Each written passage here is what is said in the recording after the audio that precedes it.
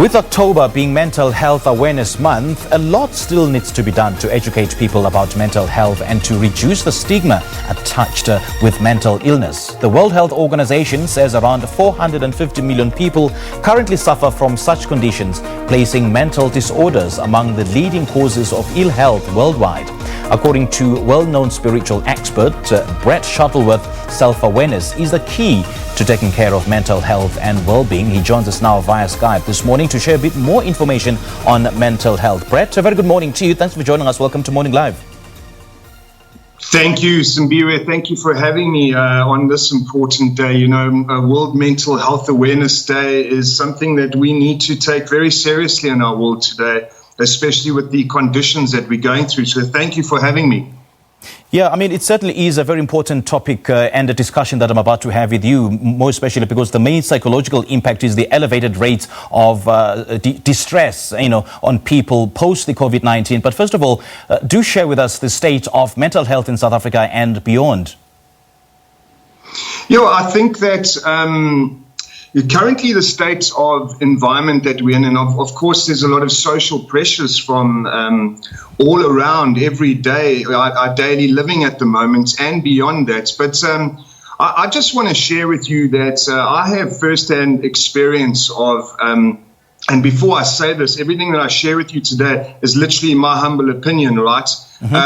Acute mental disorder really needs to be treated by the professionals, and today I really want to acknowledge them for the work that they're doing in this order. But I have more of the common disorders that I deal with literally on one-on-one coaching. 90% of my clients that come on our retreats, etc., experience this common disorder. And what I can share with you, I've also had this in my own life.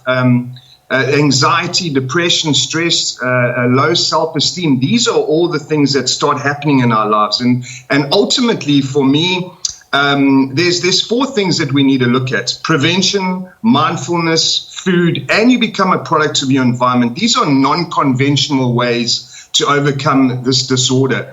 And, ultimately, people are searching for love, purpose, and meaning. But my message to you today is this: self-realization is an inward thing. The nirvana that you're looking for is inside of you already. And so that's why I bring this up. Really being one of the things that I want to lean into with regard to prevention, mindfulness, food, and the products of environment is something that right at the top of my food chain is awareness, becoming the observer and the witness of that is suffering. And how you do that is that you can practice meditation.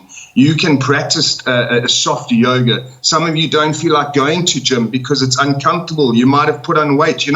Everybody doesn't necessarily heal from medication. Some people put on weight and then they're embarrassed to go out into the gym. And so I just want to offer a non-conventional way in these times. Clearly the COVID-19 and ultimately the lockdowns have had a severe impact on people's mental health. I mean, most people have lost their income, they lost their jobs. And just what are the effects did COVID-19 have on people's mental health broadly? Well, I think anxiety, depression, stress, and low self-esteem, right? You're coming from survival versus creation. It puts a lot of pressure on yourself. But the first thing that I lean into in this subject is that the first thing you need to do is acknowledge that, right? Acknowledge that you are going through a tough time and you're suffering. Suffering sometimes is a grace. Sometimes it's a gift wrapped in sandpaper. It's the inertia is wanting you to change. I'm not in the business really of pleasure and happiness, but I'm in the business of freedom. How do you free yourself, heal yourself from the pain of your mind? Discovering your truth and self-inquiry and surrender is the only way, in my opinion, to realize self. Your thought process creates your emotions in your body. And this is something that you need to become aware of, becoming the observer of that. Your ability to think is extraordinary, but your ability not to think is even more extraordinary.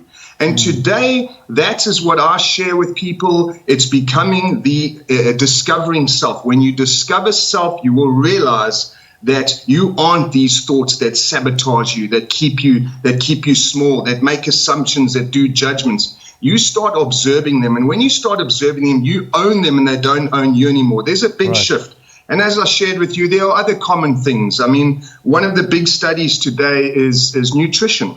Nutrition highly affects your mood. And all the processed foods and the sugars and all of this really affects our mindset. So there's so many ways, but I would like to really talk to people about prevention in these times. Okay. Now, Brett, we know that a growing number of psychologists and, mental health experts believe that the needs of young people are being ignored in this pandemic, because we've seen thousands of students being in self-isolation at universities, and thousands more children are missing out on their studies because of positive coronavirus tests. Do you get a sense, though, that the long-term mental health impact of the coronavirus restrictions will be far more damaging in the long term? I do, and I think that as I shared with you, there's a lot of this. There's a silver lining. You need to look at your environment that you're in. You need to look at your lifestyle habits, your eating habits. A lot of this stuff, as I shared with you, a lot of times pain is an inertia of trying to shift you, of trying to make you change. If you want to change your life, you see, you need to change the way you do things. You need to change your personality. And that's why I share with you from a non-conventional way. Mm-hmm. So many people are subscribed on medication, and a lot of it is not working. A lot of it is working.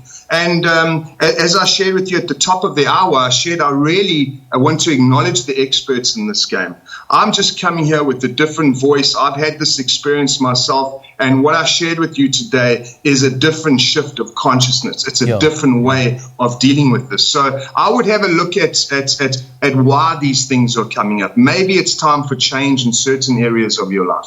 You spoke at length about the non-conventional ways of overcoming the effects of, mental disorders. Now, for the sake of those that don't necessarily know your 7 sacred miracles, take us through that and the well-known international retreats that can change the route of an individual's life to live the life that will, truly make their soul smile. Yeah. So it's definitely a shift of consciousness. What we do is make people look through a different set of eyes, re-relationship themselves to life.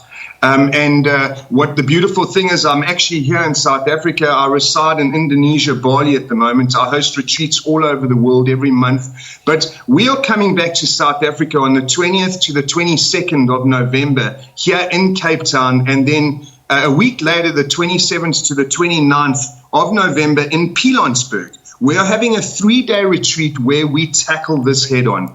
And the one thing that we do on the retreats is that we make it fun, we make it adventurous, because what's the point if you're not having fun in life as well? So these things, it's not about getting stuck in the thickness of something thin in your life. Mm-hmm. There is a way forward. And today I want to share with everybody on this day of Mental Health Awareness Day, my message to anybody that faces this challenge, whether it be themselves, whether it be a family member, whether it be a friend, a lover, know this. You are a piece of God. You are that which you came from.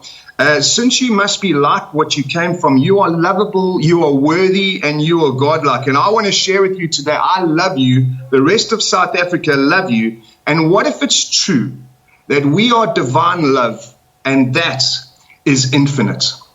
And so those of you that are out there that are clinging on, I want you to know there's another way. And I would love to see you on the retreats.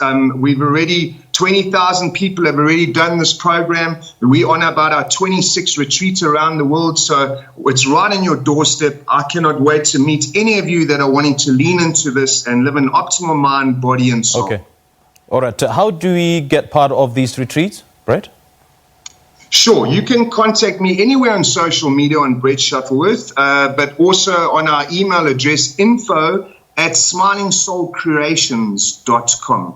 So info@smilingsoulcreations.com.